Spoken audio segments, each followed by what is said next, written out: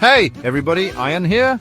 You know, we've all had some pretty weird pets growing up, like my buddy Steve still misses his pet rock Rocky, but it turns out even super famous people throughout history were all about those unusual pet vibes. We're talking presidents, artists, rock stars, you name it. Buckle up, because we're about to dive into a zoo of historical figures and their wacky companions. First up, we've got Thomas Jefferson, the dude who wrote the Declaration of Independence. This guy wasn't just about politics and founding a nation. He had some pretty quirky hobbies too. You'd think he'd be all about eagle pets, right? I mean, the bald eagle is the national bird and all, but nope. Jefferson was obsessed with mockingbirds. Yeah, you heard that right. He had a whole flock of them living it up at the White House. Imagine the president's residence filled with the sweet melodies of these little songbirds. He even let his favorite mockingbird, Dick, perch on his shoulder while he worked. Picture Jefferson, deep in thought, drafting important documents with a bird on his shoulder. Can you imagine having a work buddy that chirped all day? It must have been quite the sight and sound in his office. I bet Dick had some interesting thoughts on the whole life, liberty, and the pursuit of happiness thing. Maybe he even inspired some of Jefferson's ideas. Jefferson's love for these birds wasn't just a passing fancy. He truly cared for them and enjoyed their company immensely. That's right, I did have quite the fondness for my mockingbirds.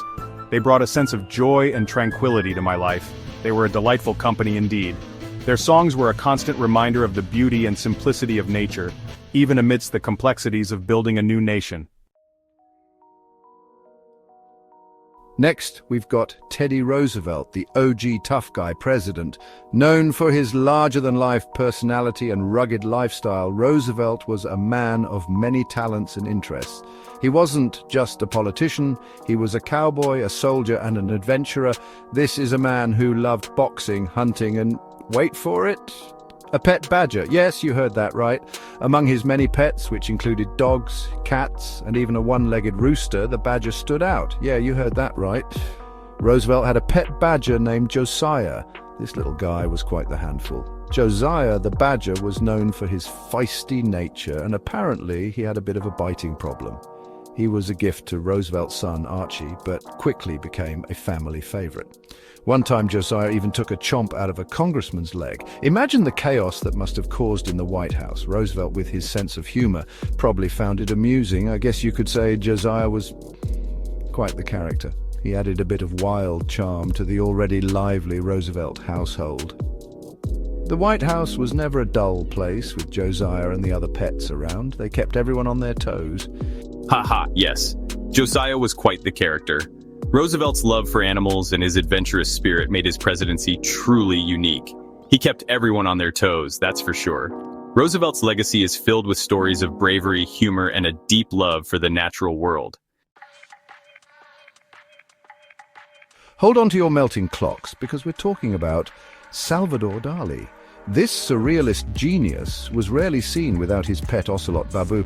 Now, an ocelot is basically a tiny leopard with a serious attitude. Dali would stroll into fancy restaurants with Babu on a leash, claiming it was just a regular house cat. Can you imagine the looks on people's faces? Honey, why is that cat hissing in French?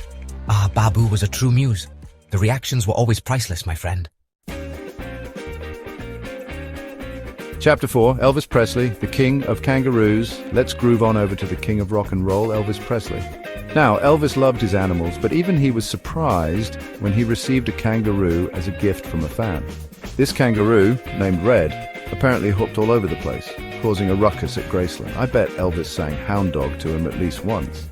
But maybe Kangaroo Baby would have been more appropriate. Chapter 5. Lord Byron, the original drama queen, with a bear. Get ready for some serious poetry slam because it's Lord Byron time. This romantic poet was known for his brooding nature and his pet bear. Apparently Byron's university didn't allow dogs, so he decided a bear was a perfectly reasonable alternative. He even took the bear for walks on campus. I bet those were some interesting study breaks. Chapter 6, Frida Kahlo, Queen of Self-Portraits. With the deer, last but not least, we've got the iconic Frida Kahlo. This incredible artist was known for her self-portraits, her vibrant style, and her pet deer, Granizzo. Frida adored Granizo and even featured him in some of her paintings. Talk about a muse with antlers. I wonder if Granizo ever tried to eat her flower crowns. Well, there you have it. We've taken a delightful journey through time, exploring the fascinating world of pets and their famous owners. From the quirky to the downright adorable. It's been a parade of pure joy. From presidents to poets, it seems like everyone has a soft spot for some pretty unusual critters.